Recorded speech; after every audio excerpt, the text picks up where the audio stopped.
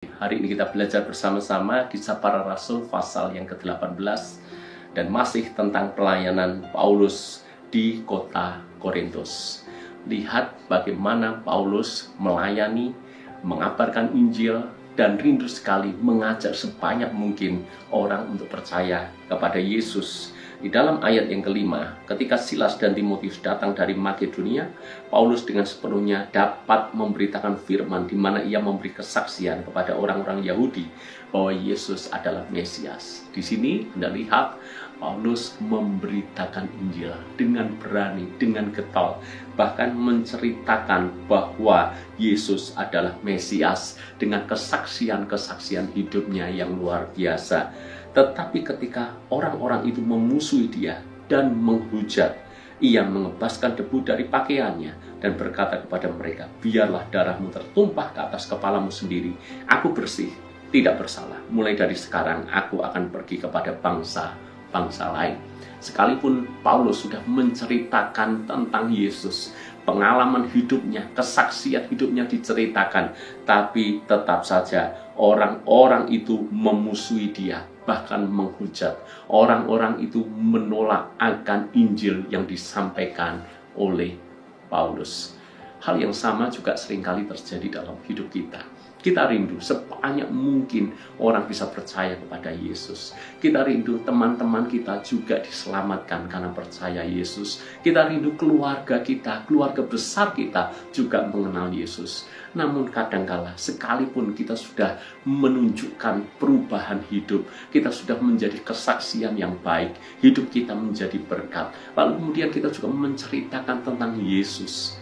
Namun ada kalanya kita menghadapi sebuah kenyataan bahwa orang itu menolak pemberitaan Injil kita. Orang itu tetap tidak mau percaya kepada Yesus.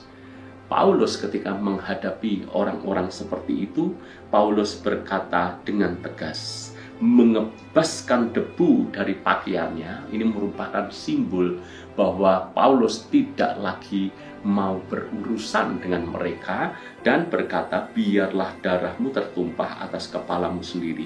Aku bersih, aku tidak bersalah."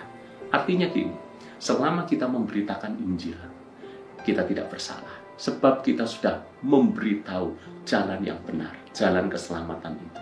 Namun kalau kita sudah memberitahu dan orang itu menolak apa yang kita sampaikan, mengambil jalan hidupnya sendiri, kita sudah bebas dari bersalah. Sebab apa? Kita sudah melakukan bagian kita. Paulus juga berani mengatakan, "Aku akan pergi ke bangsa-bangsa lain. Aku tidak lagi bisa dipersalahkan karena aku sudah memberitakan Injil kepadamu."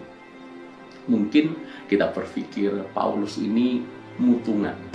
Paulus ini ngambekan, baru ditolak begitu saja, sudah mundur dan pergi kepada bangsa-bangsa lain. Ngambekan bukan sifat daripada Paulus. Paulus ini memang keras, Paulus memang tegas, tapi dia bukan rasul yang ngambekan. Buktinya apa? Ketika dia melayani di Ikonium, dia memberitakan Injil di sana, tapi juga difitnah, dimusuhi, diseret, dirajam, bahkan dikira mati. Lalu kemudian ketika dia bangkit, lalu kemudian dia pergi untuk memberitakan Injil, coba tebak kemana Paulus pergi memberitakan Injil? Tetap kembali ke Ikonium yang dulunya menolak dan bahkan merajamnya dengan batu. Kenapa Paulus kembali ke Ikonium dan memberitakan Injil? Paulus sekali lagi ingin tetap memberitakan Injil. Jangan-jangan di kesempatan kedua ini mereka mau terima Injil Kristus itu. Jadi Paulus bukan ngambekan, Paulus bukan rasul yang gampang putus asa, enggak. Tapi kalau sampai Paulus memutuskan mengebaskan debu dari kakinya dan memutuskan untuk pergi kepada yang lain, memang orang-orang ini keras hatinya luar biasa, keras hatinya kebangetan. Maka kita juga sama, tidak perlu kita menghabiskan seluruh energi, seluruh waktu kita berdebat tidak ada habisnya kepada orang-orang yang memang sudah mengeraskan hati. Orang-orang yang sudah memang dari sananya tidak mau terima Injil Kristus itu. Kalau kita harus berhadapan dengan seperti ini, jangan ladeni dengan perdebatan yang tidak ada habisnya. sudah tinggalkan saja. Doakan saja. Siapa tahu nanti ada orang lain menginjilinya dan orang itu bertobat. Kita cari orang lain yang masih banyak perlu mendengar Injil Kristus ini. Maka sekarang kita belajar lagi tentang memberitakan Injil. Bagian kita hanyalah memberitakan Injil. Soal dia percaya atau tidak, itu di luar kuasa kita. Biarlah Tuhan sendiri yang bekerja di dalam hatinya.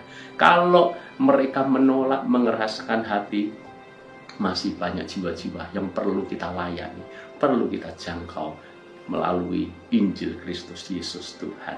Tuhan memberkati.